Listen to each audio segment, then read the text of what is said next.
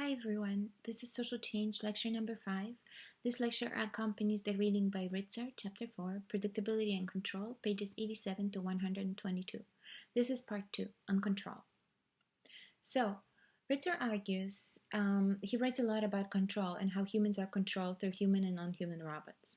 So, fourth dimension of McDonaldization is this increased control of humans through the utilization of non-human technology, not only via machines, but also through materials, skills, knowledge, rules, and regulations. So, a human technology, such as screwdriver, is controlled by people, and non-human technologies, such as order window at the drive-thru, controls people. Of course, great source of uncertainty, unpredictability, and inefficiency in the rational system is people. So efforts to increase control are usually aimed at both employees and customers. So organizations try to increasingly use technology to replace or control people. And technology offers increased productivity, improved quality, and of course, lower costs. So how do we control employees? Before the age of technology, people were largely controlled by other people, but such supervision is difficult, costly, and can bring out personal hostility. While control through technology is easier, less costly in the long run, and less likely to bring about hostility. And for example, McDonald's controls employees by threatening to use and then replace humans with technology. And I included a little picture about how robots are replacing Homer. So, in the fast food industry, we have this movement from humans to mechanical robots. And this unpredictability and uncertainty is often dealt with by creating and instituting many non human technologies. For example, in McDonald's, there's no need for trained cooks because anyone can follow steps and become a griller. It's like connecting the dots or coloring by numbers. Much of the food is already prepared, pre-cut, pre-sliced, and pre-performed, pre-prepared, often, of course, by machines. And all that workers have to do is heat the food and pass it on to the customer. The less workers have to do at the restaurant, the less room they have to exercise their own judgment and skills. Even taking orders and doing cashier work is controlled by technology. Pushing the screen and computer, of course, gives change. Even managerial work is controlled by non-human technologies because we have these computerized systems that tell managers what to order, what to do, and so on. Let's talk about education and healthcare. So, education, we have this MAC child care centers.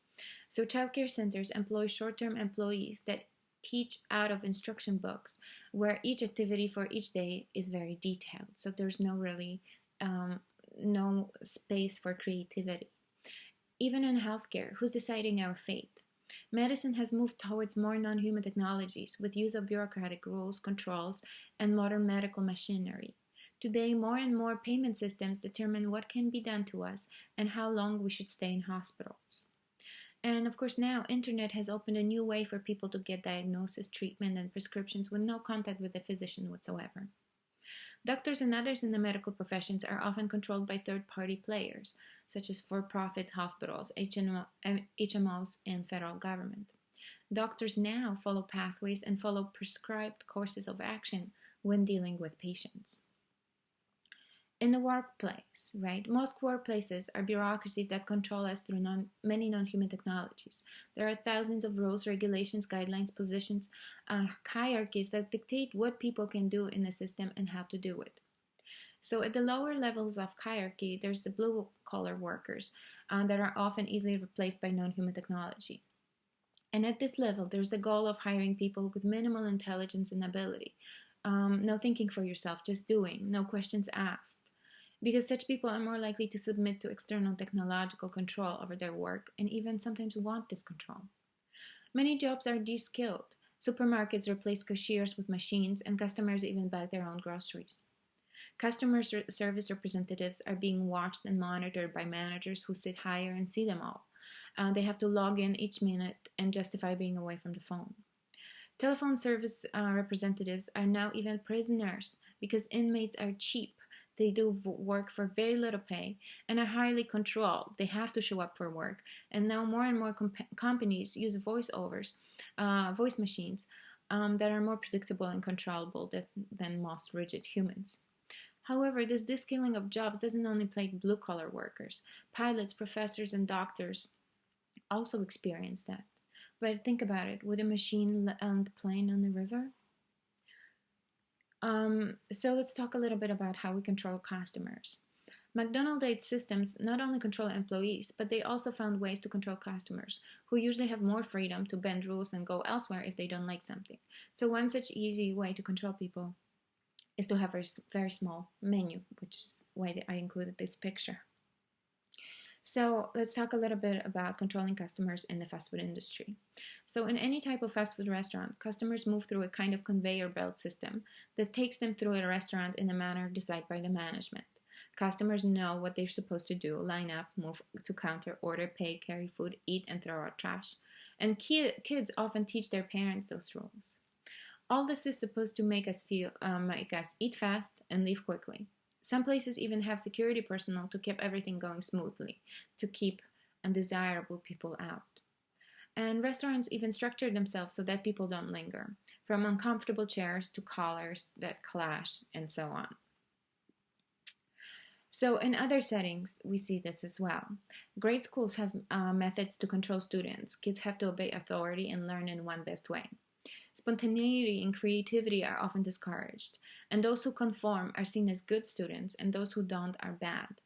And interestingly, those who end up in college are often those who submitted to the control mechanisms. Clock and lesson plans control students and teachers. Classes have to focus on what plan requires for the day. I would argue it's a little more free in college because a lot of professors design their own curriculum. In healthcare industry, patients and doctors are increasingly under control of large impersonal systems.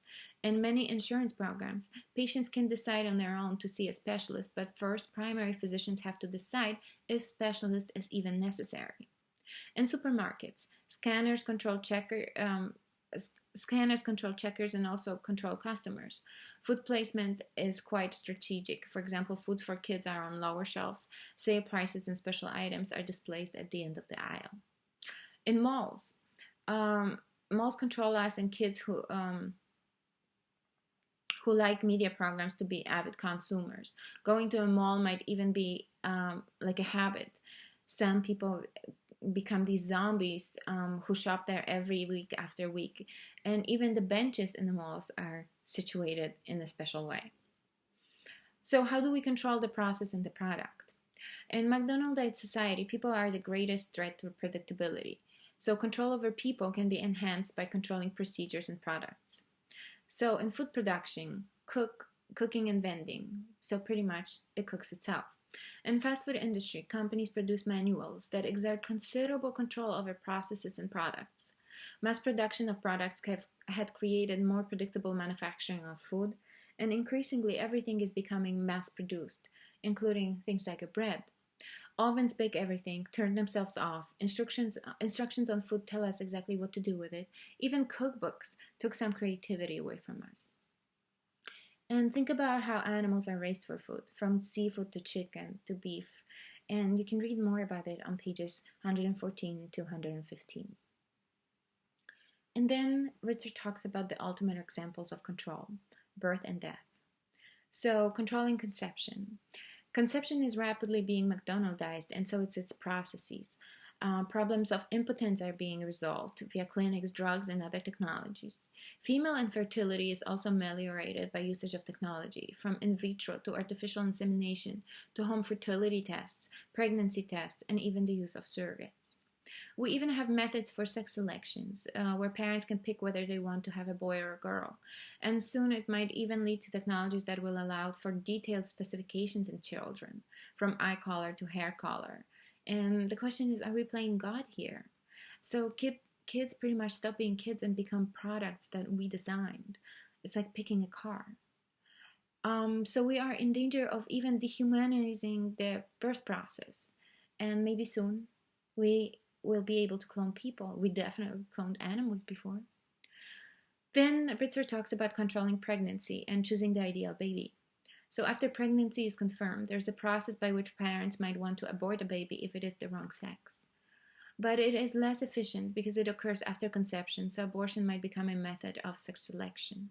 And think about the possibility of taking care of genetic defects. results. We can determine now if a fetus carries genetic disease, and now we have non-human technologies to monitor the healthy development of a fetus. And if any of the genetic diseases are discovered, abortion becomes a problem, becomes an option, I'm sorry. And then he talks about controlling childbirth. Birth as pathology. So birth processes are now more McDonaldized. We moved away from using midwives to using doctors, such as OBGYNs, and hospitals. More kids are now born in hospitals than at home, and there are even specific procedures to be followed when handling and controlling childbirth. Women sometimes can be seen as herded sheep who are herded through a clinic, drugged and strapped on tables, and then kids are delivered as if it were some sick factory. And when kids arrive, they are rated on a numerical system, and special tools are used to help with the birthing process. And even cessation birth have increased because they are more predictable. And then the controlling the process of dying. We now even have ways to rationalize the dying process, which gives us at least illusion of control. Non-human technologies are used to keep people alive for longer, sometimes even against their will. And computer systems assess patients' chances of survival at any given time. So death, like birth, is increasingly taking place in hospitals and hospital-like settings, even hospices.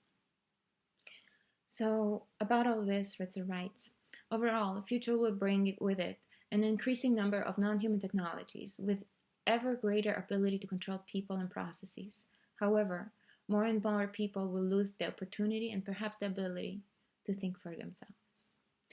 All right, this is where I'm going to leave you. I'll talk to you guys very soon.